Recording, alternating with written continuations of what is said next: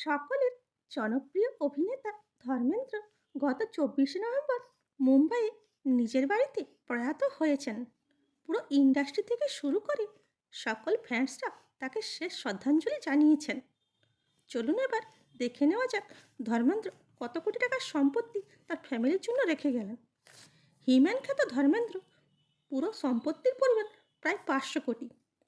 অভিনয়ের পাশাপাশি প্রযোজক হিসেবেও তিনি ইন্ডাস্ট্রিতে কাজ করেছিলেন। এছাড়াও একাধিক সংস্থার বিজ্ঞাপনে মুখ ছিলেন ধর্মেন্দ্র। আবার হরিয়ানাতে রেস্টুরেন্ট ব্যবসাতেও ধর্মেন্দ্র তার টাকা ইনভেস্ট করেন। এই রেস্টুরেন্টটি টুরিস্টদের মধ্যে খুবই জনপ্রিয় ছিল। এছাড়াও অভিনেতা মুম্বাইয়ের লোনাভালা অঞ্চলে 100 একর জমির উপর একটি লাক্সারি ফার্ম হাউস তৈরি করেন। এই লাক্সারি ফার্ম হাউসে সুইমিং পুল থেকে শুরু করে থেরাপি এরিয়া, বাগান সমস্ত কিছুরই সুযোগ সুবিধা রয়েছে। মিডিয়ার সূত্র অনুসারে ধর্মেন্দ্র তার জীবনের শেষ দিনগুলি এখানেই কাটিয়েছেন। Thanks for watching.